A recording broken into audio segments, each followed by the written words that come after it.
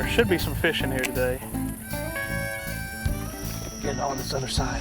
For most of us, a day out fishing is a day to relax and escape the stresses of the world. I don't know, he said, oh, it came off in the net. Yeah, okay, what is that? Let's see if this guy's gonna measure. Come on, baby, be 12 inches. But for more resident Sean Goodwin, it's rapidly becoming a career that's anything but relaxing. Competitive bass fishing is quite different than a lot of people imagine. A lot of people think you go fishing, you're out sitting at the lake underneath a tree with a cork and bobber. Yes, that's a good one. Just a 12-inch, but we're real happy to have him. As you can tell, you go down the banks, you find the cover. It's really very competitive, and you're always on the move, and you're standing up the entire time. It's actually takes quite a bit of energy, and there's more athletic to it than most people would think. It's not just your old Bubba sitting underneath the tree anymore with the beer in his hand. And it's getting so competitive because the prize money in competitive bass fishing is just getting incredible. I'd like to present you a check for $100,000. Congratulations.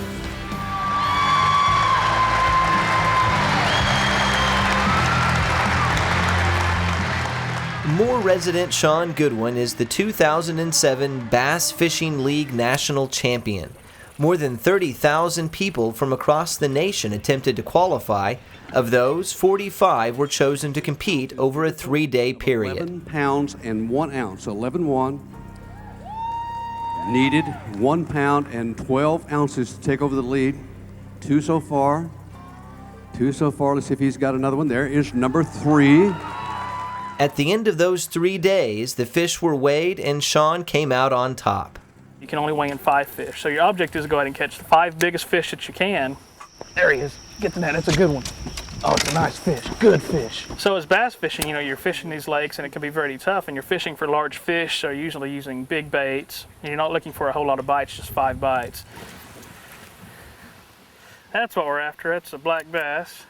But it's more mentally challenging than it is physically challenging because you really got to pay attention. If you make one mistake, it can cost you the whole tournament. There's a lot that goes into developing this competitive edge.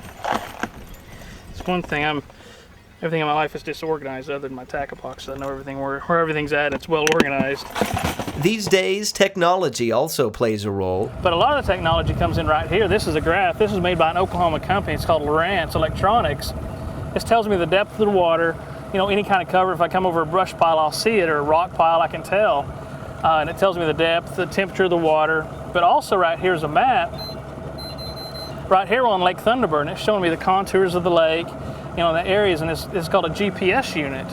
My little brother's a pilot, and some of the planes I've seen him on have much less technology, as far as the GPS units that we do on our bass boats. Crisscrossing a lake in competition also requires a fast boat. When every second counts, there's no time to lose getting to the best fishing spot, and Sean's Oklahoma-made Mercury engine gets the job done. Of course, for most of us, the intensity of national competition won't be a part of our fishing experience, nor will the high-tech bells and whistles used by the pros. But then that's not necessarily a bad thing. Sean started fishing when he was young, using a cheap pole and some earthworms. That was all it took to get him hooked. A little black bass. Let him grow up. Fishing is a great family sport. It can be as inexpensive or expensive as you want to make it.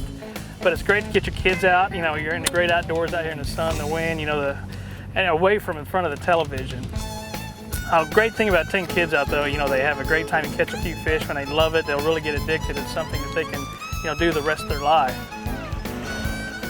Maybe even taking them someday into the national spotlight. Here's your champion, BFL All-American 2007. It's not only exciting to win the national championship for myself and my family, but also for my hometown of Moore, and also the state of Oklahoma, getting out there and getting to represent our state and our city more.